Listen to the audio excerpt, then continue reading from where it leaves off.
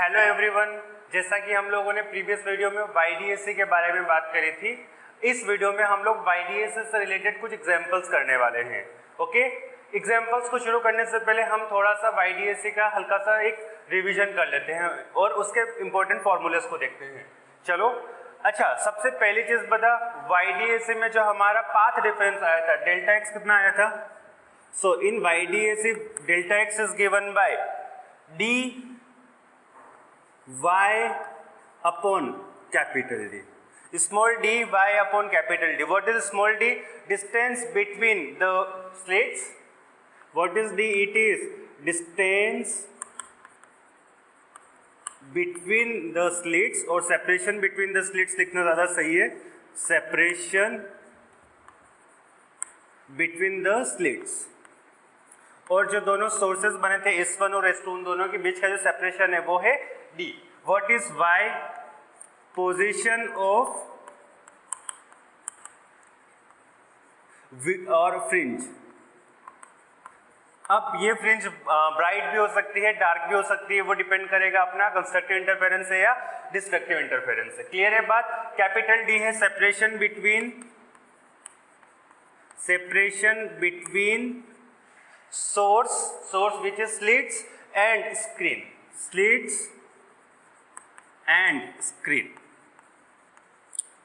चलो, तो ये तो हो गया हमारा पाथ डिफरेंस के बारे में बात। पाथ डिफरेंस की वजह से हमारा फेज डिफरेंस आता है। फेज डिफरेंस कितना आता था बता दे? Delta phi, it is written like 2 pi by lambda into delta x, 2 pi by lambda into delta x. Delta x का वैल्यू हम यहाँ पे सब्स्टिट्यूट कर सकते हैं और हम अपना फेज डिफरेंस भी फाइंड कर सकते हैं। ओके, अच्छा, कंस्ट्रक्टिव और डिस्ट्रक्टिव इंटरफेरेंस की कंडीशन बता दे in terms of path difference. Constructive interference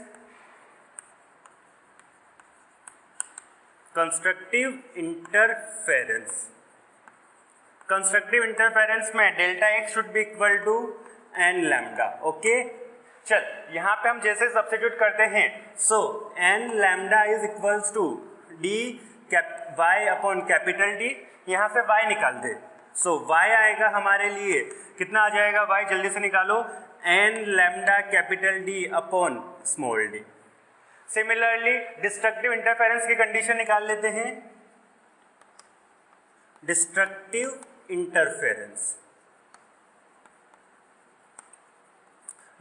interference के लिए n की जगह क्या आएगा? 2n+1 lambda. ओके, सब्स्टिट्यूट कर, और sorry 2n+1 lambda by 2। Okay, so मेरा y आएगा 2n+1 lambda capital D upon 2 times of small d। यहाँ पे पता है n का वैल्यू हमारे लिए 0, 1, 2, 3 कुछ भी हो सकता है। ओके, अच्छा, क्या यहाँ पे n का वैल्यू निगेटिव हो सकता है? बिल्कुल हो सकता है। कैसे? देख, हमने जब डबल स्लिट के लिए बात करी थी तो हमने सिर्फ और सिर्फ P पॉइंट हमने ऊपर की तरफ लिया था, और हमने देखा था कि जो इंटेंसिटी वेरिएशन होता है, जैसा इस स्लिट के ऊपर होता है वैसा ही वेरिएशन नीचे की तरफ भी होता है। तो n का वैल्यू यहाँ पे हमारा था y is equals to 0। Clear है ये बात? जहाँ पे सेंट्रल मैक्सिमा बन रहा था, तो इसके ऊपर अगर y पॉजिटिव होगा तो नीचे की तरफ नेगेटिव होगा। सो n का वैल्यू 0, 1, 2, 3 के साथ साथ -1, -2, -3 भी हो सकता है। क्लियर है? चलो, इंटेंसिटी इन YDAC कितना आया था हमारे लिए? इंटेंसिटी जब दोनों सोर्सेस की मैक्सिमम इंटेंसिटी इक्वल हो जाए, और इंटेंसिटी ऑफ रिजल्टेंट वो होती है I01 plus I02 plus twice of under root of I01 I02 cos delta phi. जब I01 और I02 इक्वल हो जाए तब I01 is equals to I02 is equals to I0 हो जाए, तो हमारा रिजल्टेंट वेव का इंटेंसिटी कितना हो जाएगा? वो हो जाएगा 4 times of I0 cos square delta phi upon 2। कितना होता है वो? 4 times of I0 cos square delta phi upon 2। Delta phi की जरूरत पड़ेगी हम यहाँ से फाइंड करेंगे, यहाँ पे सब्स्टिट्यूट करेंगे। इसके साथ मैंने डेल्टा फाई का एक गंदा सा एक्सप्रेशन भी लिखवाया था, जिसमें हम लोगों ने ये वैल्यूज के अंदर सब्स्टिट्यूट कर दी थी। वो अपने को याद रखने की कोई भी जरूरत नहीं है, फॉर्मूला ये याद रखेंगे, हम डेल्टा फाई अलग से फाइंड करेंगे, उसमें सब्स्टिट्यूट करेंगे। इंटेंसिटी के अलावा फ्रिंज विड्थ फ्रिंज विड्थ कितना आया था बता दे जल्दी से, जिसको हम लोगों ने बीटा से रिप्रेजेंट किया था। बीटा आया था हमारे लिए lambda capital D upon small d, और एक और चीज फाइंड करी थी angular fringe width. Angular fringe width, angular fringe width क्या थी हमारे लिए, beta upon d capital d, beta upon capital d, theta is equals to beta upon capital d, it is equals to lambda upon small d के equal, lambda upon small d, इसको हम लोग बोलते हैं एंगुलर फ्रिंज विड्थ। चलो तो ये सारे फॉर्मूलेज हम लोगों ने YDAC में पढ़े थे। अब इनसे रिलेटेड हम लोग कुछ एग्जांपल्स करते हैं, चले तो करें। सबसे पहला एग्जांपल, चलो तो हमारा पहला एग्जांपल है in YDAC fringe width is given by beta if wavelength of the light is doubled, separation between the slits is half and separation between slits and screen is tripled, find new fringe width। जल्दी से find करो इसको। चलो तो इसका जल्दी से solution करते हैं। आई होप सब लोगों ने ऑलरेडी फाइंड कर चुके होंगे, चलो फिर भी सॉल्व करते हैं सॉल्यूशन। एक बात बताओ, फ्रिंज विड्थ कैसे लिखा जाता है? फ्रिंज विड्थ का फॉर्मूला क्या होता है? Lambda capital D upon small D. Clear है बात? अब हमने क्या करा, वेवलेंथ की लाइट की वेवलेंथ को डबल कर दिया, तो हमारा नया जो फ्रिंज विड्थ होगा न्यू बीटा, जिसको हम लोग बीटा डैश से लिख लेते हैं, new fringe width. New fringe width को हम लोग बीटा डैश से रिप्रेजेंट करते हैं। So beta dash will be equal to नई वेवलेंथ लैम्डा डैश, नया सेपरेशन अपॉन नया सेपरेशन बिटवीन द स्लिट्स। अब इनका और इनका रिलेशन क्या है वो लिख लेते हैं। सो नया जो वेवलेंथ है वो होगा ट्वाइस ऑफ इनिशियल वेवलेंथ, और separation between the slits which is small d, जो स्मॉल डी डैश नई वो होगी पुरानी वाली की हाफ, नया separation between screen and slits d वो होगा हमारा triple. So d dash will be equal to 3 times of d. इन तीनों की जगह ये तीनों चीजें सब्स्टिट्यूट कर देते हैं। So beta dash will be equal to 2 lambda into 3d अपॉन d बाई 2। अब ये डिवाइड के डिवाइड में तो ऊपर चला जाएगा मल्टीप्लाई में। So beta dash will be equal to 2 into 3, ये ऊपर जाएगा तो मल्टीप्लाई में होगा, तो 2 into 3 into 2 which is 12, 3 into 2 6 into 2 12। So 12 times of lambda D upon small D. Lambda D upon small D को हम लोग वापस से फ्रिंज विड्थ लिख सकते हैं। So beta dash will be equal to 12 times of beta, तो हमारी फ्रिंज विड्थ 12 टाइम्स इंक्रीज हो जाएगी। ओके चल अब हम अगला एग्जांपल देखते हैं। चलो तो अपना एग्जांपल कुछ इस तरीके का है। In YDAC monochromatic light of wavelength lambda is used, intensity of light at point where path difference is 2 lambda is I naught. मतलब जहां पे पाथ डिफरेंस 2 लैम्डा है वहां पे अपने को इंटेंसिटी दिया गया है, वो है मेरे पास I not. What will be the intensity of the light where path difference is lambda by 3? Lambda by 3, जहां पे पाथ डिफरेंस लैम्डा बाई 3 होगा वहां पे इंटेंसिटी कितना होगा ये अपने को फाइंड करना है। जल्दी से इसको ट्राई दो। चलो तो इसका सॉल्यूशन करते हैं। ओके अच्छा देख, इंटेंसिटी और एक बात यहाँ पे क्लियर है, अपने को जो दो सोर्सेस है उनकी इंटेंसिटी के बारे में कोई भी इंफॉर्मेशन नहीं गिवन है। जब भी अपने को उन दोनों सोर्सेस की इंटेंसिटी के बारे में कोई भी इंफॉर्मेशन नहीं दी जाए तो हम अपनी तरफ से ये अज्यूम करते हैं कि जो दोनों सोर्सेस है उनकी इंटेंसिटी सेम है, उनकी इंटेंसिटी कितनी है, इक्वल है। ओके अगर दो सोर्सेस जिनका इंटेंसिटी सेम है तो हम लोग इंटेंसिटी को कैसे लिखते हैं, याद कर, 4 times of I not. I not को अभी मैं I मैक्स से रिप्रेजेंट कर देता हूं क्योंकि I नॉट हम लोग यहाँ पे यूज कर लिया है। I is equals to 4 times of I max cos square delta phi by 2। ये बात सबको, ये फॉर्मूला सबको मेरे ख्याल से पता है, अभी हम लोगों ने देखा। ठीक है चल तो एक बात बता, जहां पे पाथ डिफरेंस 2 लैम्डा है वहां पे फेज डिफरेंस कितना आएगा वो हम लोग निकाल के अपना इंटेंसिटी फाइंड कर लेते हैं मैक्सिमम वाला। ठीक है फिर लैम्डा बाई 3 पाथ डिफरेंस पे कितना फेज डिफरेंस आएगा वो हम यहाँ पे सब्स्टिट्यूट कर देंगे, मैक्सिमम इंटेंसिटी को यहाँ पे सब्स्टिट्यूट करके उस पॉइंट पे इंटेंसिटी फाइंड करेंगे। ओके चलो तो सबसे पहले हम लोग जहाँ पे पाथ डिफरेंस 2 लैम्डा है वहां पे फेज डिफरेंस निकालते हैं। So delta phi is given by 2 pi by lambda into delta x. So delta phi निकाल कितना आ रहा है, पुट करते हैं यहाँ पे 2 lambda. So 2 pi by lambda into 2 lambda. तो डेल्टा फाई अपने को मिला 4 पाई के इक्वल। 4 पाई यहाँ पे सब्स्टिट्यूट कर जल्दी से। So I will be equal to और I naught will be equal to, अब इंटेंसिटी कितनी है उस पॉइंट पे, I naught will be equal to 4 times of I max cos square. देख यहाँ पे जैसे पुट करूंगा 4 पाई डिवाइड में 2 है तो क्या बचेगा, सिर्फ और सिर्फ 2 पाई। कॉस 2 पाई का वैल्यू 1 तो स्क्वायर का भी वैल्यू 1 ही होगा। So I naught will be equal to 4 times of I max. यहां से तुझे आई मैक्स का वैल्यू मिल गया, कितना आया वो, आई नॉट बाय 4। ये तो हमने फर्स्ट पार्ट से मैक्सिमम इंटेंसिटी फाइंड कर ली। अब सेकेंड पार्ट को देखते हैं। ओके चल, तो हमारा उस वाले पॉइंट पे, नए वाले जो पॉइंट पे हमारा जो इंटेंसिटी होगा वो आई होगा। It will be equal to 4 times of I max cos square delta phi by 2। यही फॉर्मूला वापस मैंने लिख दिया। यहाँ पे डेल्टा फाई फाइंड कर ले। Delta phi will be equal to 2 pi by lambda into delta x. तो उसका डेल्टा एक्स कितना है, लैम्डा बाई 3। तो डेल्टा फाई अपने को मिला 2 पाई अपॉन 3। सब्स्टिट्यूट कर दो यहाँ पे। So I will be equal to 4 times of I max की जगह मैं पुट कर सकता हूँ I naught by 4। So I naught by 4 cos square delta phi which is 2 pi by 6।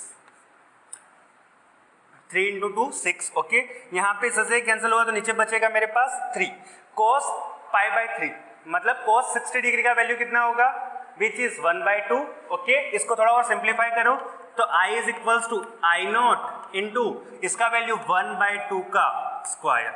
तो उस पॉइंट पे अपने को नई इंटेंसिटी मिलेगी आई नॉट बाई 4। तो जहां पे पाथ डिफरेंस लैम्डा बाई 3 होगा वहां पे इंटेंसिटी मिलेगा अपने को आई नॉट बाई 4 के इक्वल। चलो जल्दी से उतार लो इसको।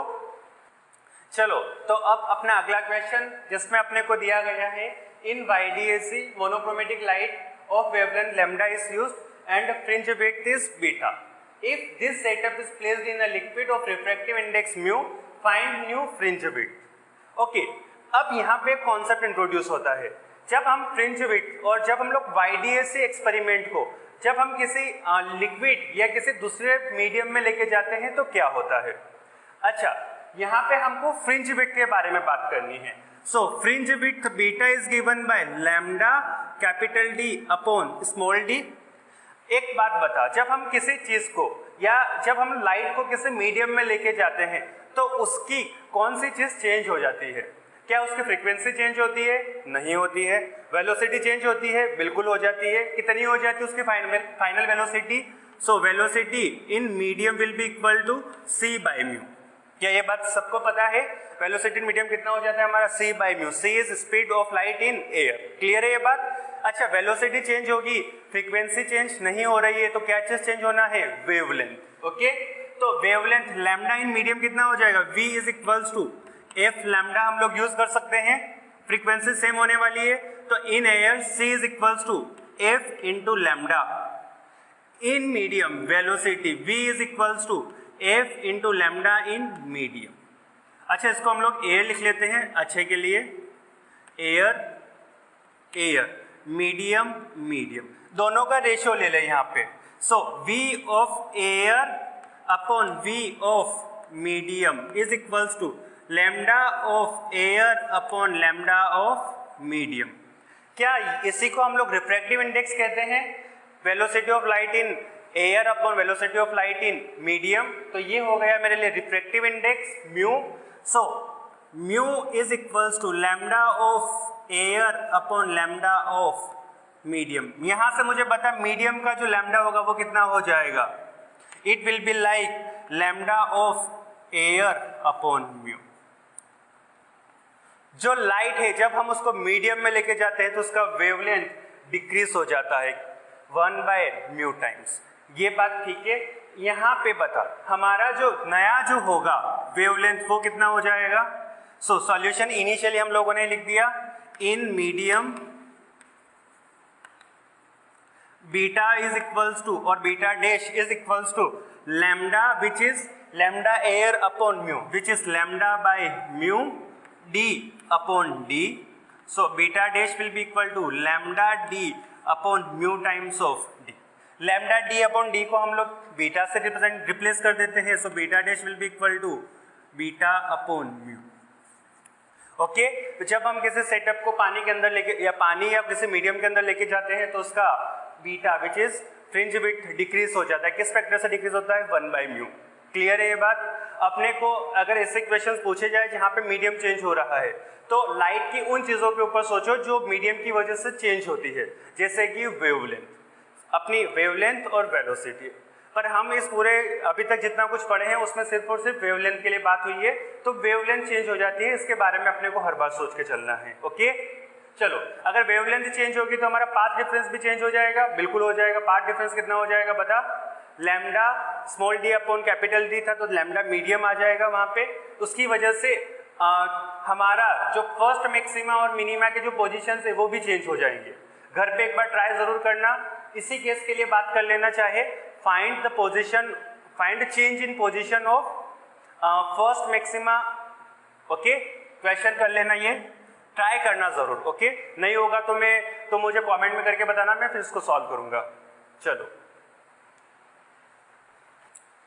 चलो, तो हम अपना अगला एग्जांपल देखते हैं। अपने को गिवन है इंटेंसिटी इन YDS से intensity of slit 1 is I0, intensity of slit 2 is 4 I0। Find maximum intensity, minimum intensity, और सेकंड क्वेश्चन इसमें अपने को इंटेंसिटी फाइंड करना है जहां पे पाथ डिफरेंस अपने को लैम्डा दिया गया हो। चलो जल्दी से इसको सॉल्व करते हैं। अच्छा, जैसा कि प्रीवियस क्वेश्चन में अभी तक हम लोगों ने जो एक क्वेश्चन और करा था इंटेंसिटी से रिलेटेड, उसमें क्या था, जो दोनों स्लिट थे उनकी इंटेंसिटी सेम थी। यहाँ पे दोनों स्लिट की इंटेंसिटी डिफरेंट है, तो जो हमारी रिजल्टेंट वेव होगी उसकी इंटेंसिटी कितनी होगी बता? वो होगी I01 plus I02 plus twice of under root of I01 I02 cos delta phi. ये मैंने हिंट दे दिया तुमको, अब सॉल्व करो मैक्सिमम मिनिमम और इन तीनों के लिए। चलो, तो सॉल्व करना शुरू करते हैं। ओके, सबसे पहले हम फाइंड करते हैं I मैक्स। मैक्सिमम इंटेंसिटी के लिए मुझे बता दे फेज डिफरेंस कितना होना चाहिए? डेल्टा पाई। क्या डेल्टा पाई का वैल्यू 2n पाई होना चाहिए? और एक बात बोल सकते हैं, कॉस ऑफ डेल्टा पाई का वैल्यू 1। ओके, तो I मैक्स कितना हो जाएगा हमारे लिए? I01 plus I02 plus twice of under root of I01 I02। अच्छा, ये तुझे कुछ दिख रहा होगा, ये क्या तुझे a square plus B square का a प्लस बी के होल स्क्वायर का फॉर्मूला दिख रहा है? इसको तू क्या लिख सकता है? रूट ऑफ a का square plus root of b का square plus twice of under root of a under root of b। क्या तुझे यहाँ पे दिखा a square plus B square plus 2ab जैसा कुछ? तो इसको हम लोग क्या लिख सकते हैं बता? मैक्सिमम इंटेंसिटी को हम लोग लिख सकते हैं अंडर रूट ऑफ I01 का square I01 plus root of I02 का होल स्क्वायर। हम मैक्सिमम इंटेंसिटी अगर अपने को फाइंड करने के लिए आए तो हम ये वाला फॉर्मूला यूज कर सकते हैं, root of I01 plus root of I02 का होल स्क्वायर। I01 कितना है हमारे लिए, विच इज I0। I02 कितना है? 4 I0। तो अंडर रूट ऑफ 4 I0 कितना हो जाएगा बता मेरे लिए? 2 टाइम्स ऑफ रूट I0 का स्क्वायर। अब यहाँ पे देख, ये हो गया मेरे लिए 3 root I0, so 3 under root of I0 का होल स्क्वायर। सॉल्व कर जल्दी से, ये कितना आ जाएगा? 9 टाइम्स ऑफ I0। तो मैक्सिमम इंटेंसिटी अपने को मिलेगा 9 times of I0। Similarly minimum intensity find कर। मिनिमम इंटेंसिटी पे यहाँ पे मेरा साइन नेगेटिव, क्योंकि cos डेल्टा फाई का वैल्यू होना चाहिए -1, तो वहां पे I01 माइनस I02 का होल स्क्वायर बनेगा। क्या बनेगा फॉर्मूला हमारे लिए? Root of I01 minus root of I02 का होल स्क्वायर। जल्दी से सॉल्व करें इसको। I01 which is I0, so root of I0 minus twice of root of I0। मैंने इसको अंडर रूट से बाहर निकाल लिया, 4 I0 में जैसे सब्स्टिट्यूट करूंगा तो ओके, ये देख दोनों को सेपरेट कर, तो यहाँ पे बचेगा I0, so it will be like I0। Minimum intensity होगी I0 और मैक्सिमम इंटेंसिटी होगी 9 टाइम्स ऑफ I0। अब एक और प्रॉब्लम जहां पे अपने को पाथ डिफरेंस लैम्डा दिया गया है, वहां पे इंटेंसिटी कितनी होगी? क्या पाथ डिफरेंस दिया गया है, फेज डिफरेंस निकाल सकते हैं? चलो सबसे पहले फेज डिफरेंस फाइंड करते हैं। So delta phi is given by 2 pi by lambda into delta x, 2 pi by lambda into delta x which is lambda. तुझे मिल गया डेल्टा फाई, कितना मिला? पाई के इक्वल। डेल्टा फाई कितना मिला अपने को? पाई। सब्स्टिट्यूट कर दें यहाँ पे, जल्दी से सब्स्टिट्यूट करो और फाइंड करो कितना आ रहा है। चल यहाँ पे पुट करके, अच्छा सॉल्व करने की जरूरत भी नहीं है, बता क्यों? तेरा path difference sorry phase difference pi के इक्वल आया। क्या तुझे दिखा यहाँ पे तेरा क्या बोलते हैं डिस्ट्रक्टिव इंटरफेरेंस हो रहा होगा? यहाँ पे क्या हो रहा होगा? Destructive interference. 2n+1 पाई पे डिस्ट्रक्टिव इंटरफेरेंस होता है, तो पाई मिला मतलब डिस्ट्रक्टिव इंटरफेरेंस मतलब तेरा मिनिमम इंटेंसिटी होगा। कौन सा इंटेंसिटी होगा? मिनिमम इंटेंसिटी हम ऑलरेडी फाइंड कर चुके हैं। सॉल्व करके देख ले, चाहे पुट करके, तेरा आंसर यही आना है। ओके, बहुत बार अपने को इस तरीके से अगर अपने को ऑलरेडी पता है तो हमारा टाइम बच जाता है सॉल्व करने में। अगर यहाँ पे मुझे कुछ अलग दे दिया जाता, जैसे कि λ/3, अगर मुझे यहाँ पे λ/3 दे दिया जाता तो हमारा बता path difference sorry phase difference कितना आ जाता? 2π/3। अब उसके बाद हम क्या करते? λ/3 के केस में इसको उठा के यहाँ पे सब्स्टिट्यूट करते डेल्टा फाई को, और हम रिजल्टेंट इंटेंसिटी के लिए इसको सॉल्व करते। पर हमारा पाई निकल के आया तो अपने को पता चला कि यहाँ पे डिस्ट्रक्टिव इंटरफेरेंस हो रहा है। डायरेक्ट इंटेंसिटी लिख सकते हैं कुछ इस तरीके से। ओके, चलो इसको उतार लो जल्दी से, फिर इसके बाद अगला एग्जाम्पल देखते हैं। चलो तो एक और एग्जाम्पल देखते हैं। इन YDAC अपने को लैम्डा डी और कैपिटल डी का वैल्यूज गिवन है और अपने को फाइंड करना है minimum distance from the central maxima where intensity is half of the maximum intensity. Minimum distance, जल्दी से इस क्वेश्चन को ट्राई करो, फिर हम इसका सोल्यूशन करते हैं। चलो तो अब हम लोग इसका सोल्यूशन करते हैं। अच्छा चल, इसका एक थोड़ा सा हम कुछ एक कॉन्सेप्ट समझते हैं। देख, ये मेरा YDAC एक्सपेरिमेंट था, सामने ये मेरा स्क्रीन था। जब हम लोग इन दोनों स्लेट की वजह से इंटेंसिटी वेरिएशन देखते हैं तो अपने को इंटेंसिटी वेरिएशन कुछ इस तरीके से दिखाई देता है। ये बात पता है अपने को ऑलरेडी, ठीक है। अगर अपने पॉइंट्स देखो तो मुझे यहाँ पे बहुत सारे पॉइंट्स ऐसे दिखेंगे जिन पॉइंट्स पे अपने को इंटेंसिटी आधा मिलेगा। ओके, ये पॉइंट्स डिफरेंट फेज डिफरेंस के ऊपर डिपेंड करेंगे। जैसे कि फेज डिफरेंस अगर पाई हुआ, मैं डिस्ट्रक्टिव इंटरफेरेंस के लिए बात करते हैं पहले। फेज डिफरेंस अगर पाई हुआ तो मुझे ये पहला मिनिमा मिलेगा, 3 पाई हुआ तो सेकंड मिनिमा मिलेगा, 5 पाई हुआ तो थर्ड मिनिमा मिलेगा। ओके, जैसे जैसे फेज डिफरेंस चेंज होता जाएगा हमारा मिनिमा का पोजीशन चेंज होता जाएगा, और बोल सकते हैं जैसे जैसे फेज डिफरेंस बढ़ेगा पोजीशन ऑफ मिनिमा बढ़ता जाएगा। ओके, चल तो यहाँ पे अपने को एक वो पॉइंट चाहिए जहाँ पे इंटेंसिटी मैक्सिमम इंटेंसिटी की कितनी हो? हाफ हो। एक चीज बता, मैक्सिमम इंटेंसिटी कितनी होती है? मैक्सिमम इंटेंसिटी ऑन स्क्रीन कितना होता है? 4 times of I0। I think so ये सबको पता है। सेंट्रल मैक्सिमा, किसी भी मैक्सिमा की मैक्सिमम इंटेंसिटी होती है 4 टाइम्स ऑफ I0। अब बता, हम लोग इंटेंसिटी किसी भी पॉइंट पे क्या लिख सकते हैं? I0 R is given by 4 times of I0 cos square delta phi by 2।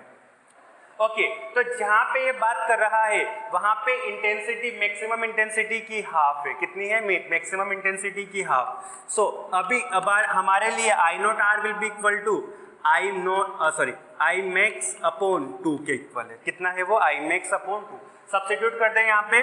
So I0 R अपने को मिला कितना? 2 टाइम्स ऑफ I0। इसको यहाँ पे प्लेस करते हैं। So 2 times of I0 is equals to 4 times of I0 cos square delta phi by 2। देख, I0 से I0 कैंसिल हुआ, 4 से 2 कैंसिल हुआ, यहाँ पे 2 बचा। 2 को राइट हैंड साइड पे लेके डिवाइड कर दिया। So 1/2 is equals to cos square delta phi by 2।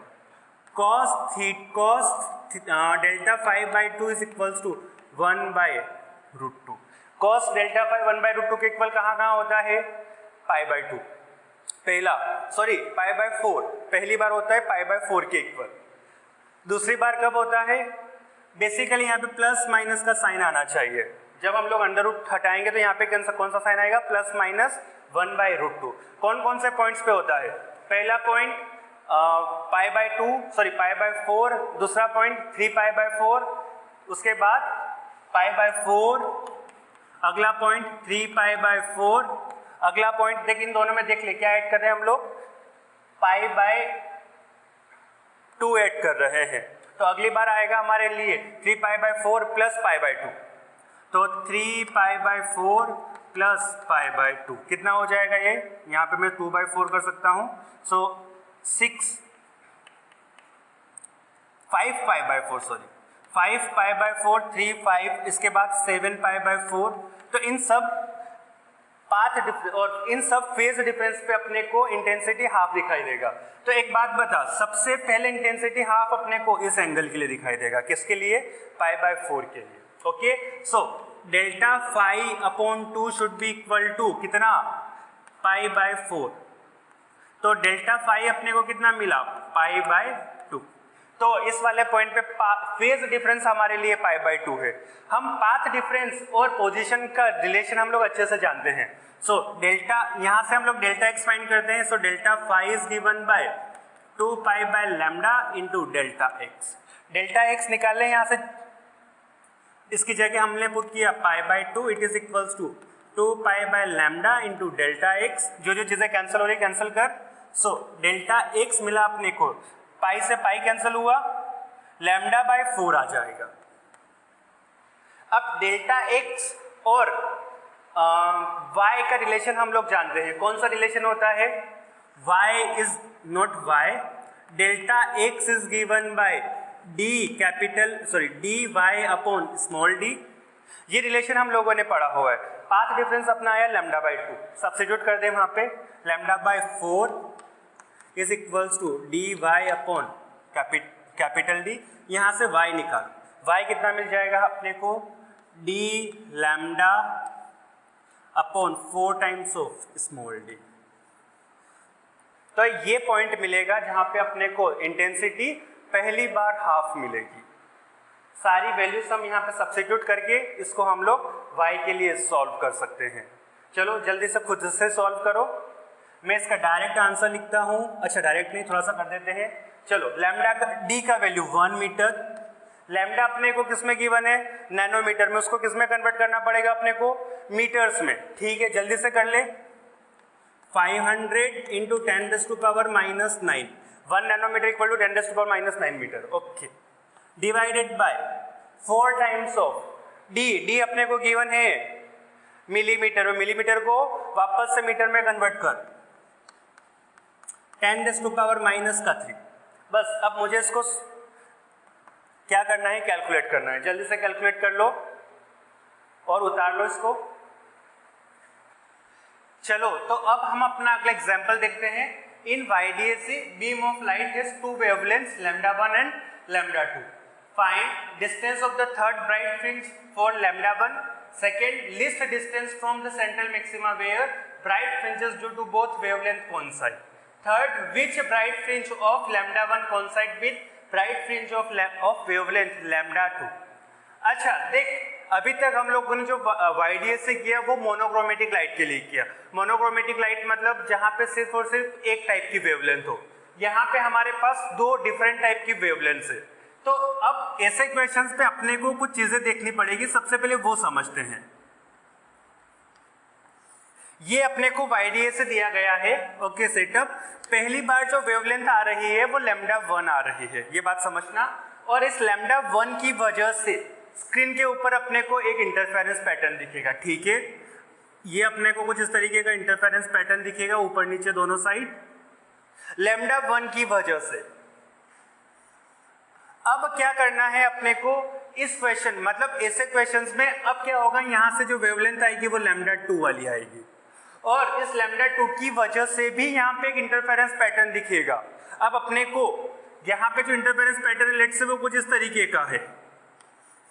तो अब ये दोनों जो इंटरफेरेंस पैटर्न है ये खुद आपस में इंटरफेयर करते हैं, पर अपने को इन दोनों इंटरफेरेंस पैटर्न की वजह से जो इंटेंसिटी है उसके बारे में बिल्कुल भी नहीं सोचना। अपने को क्या सोचना है, ऐसे क्वेश्चंस में λ1 की वजह से जो इंटरफेरेंस होगा उसका इंटरफेरेंस पैटर्न होगा लैम्डा 2 की वजह से जो इंटरफेरेंस पैटर्न होगा वो अलग पैटर्न होगा, ओके। और उन दोनों पैटर्न्स को देख के अपने को इन क्वेश्चंस को सॉल्व करना है। इन दोनों पैटर्न्स को वापस से मिक्स नहीं करना, ये बात ध्यान रखना, ओके। चलो जल्दी से इस क्वेश्चन को ट्राई करो, फिर हम लोग सॉल्व करते हैं। चलो तो अब हम इसका सोल्यूशन करते हैं। सबसे पहला पार्ट बहुत ही आसान सा है, अपने को फाइंड करना है distance of the third bright fringe for lambda 1। अच्छा, जब भी डिस्टेंस पूछा अपने को हमेशा सेंट्रल मैक्सिमा से फाइंड करना है। चल बता, सेंट्रल मैक्सिमा से डिस्टेंस ब्राइट फ्रिंजेस के लिए तुझे पता हो y इज इक्वल्स टू आया था n lambda capital D upon small d। क्या ये बात सबको पता है? So y3 position of third maxima, y3 will be equal to 3 times of lambda d upon d, lambda d upon d। ठीक है ये बात। अब सारी वैल्यूज हम लोग यहाँ से सब्स्टिट्यूट कर सकते हैं। y3 is equals to 3 into lambda 1 which is 6.5 into 10⁻⁻⁵ centimetre को मीटर में कन्वर्ट करो। देख, या तो सब यूनिट्स को तुम SI यूनिट में पुट करो या सबको CGS में पुट करो। मैं सजेस्ट करूंगा कि सब चीज़ों को SI यूनिट में पुट करो, उससे गलतियां होने के चांसेस रिड्यूस हो जाते हैं।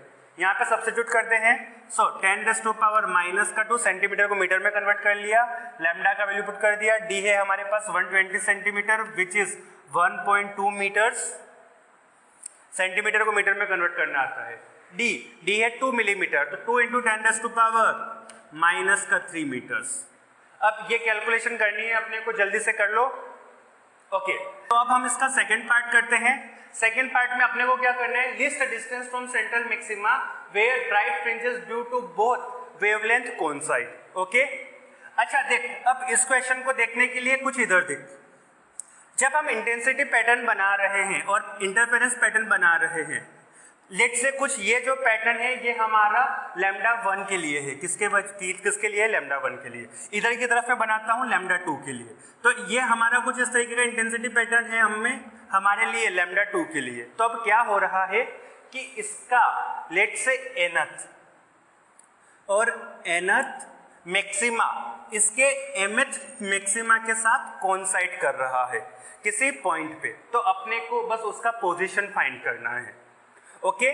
चल, अगर इसका nth ब्राइट फ्रिंज इसके mth से कर रहा है तो इसकी डिस्टेंस निकाले सबसे पहले लैम्डा 1 के लिए। So yn is equals to कितना हो जाएगा बता दे? It will be n lambda 1d upon small d। mth, इसके mth वाले का पोजीशन बता। ym is equals to m lambda 2d upon d।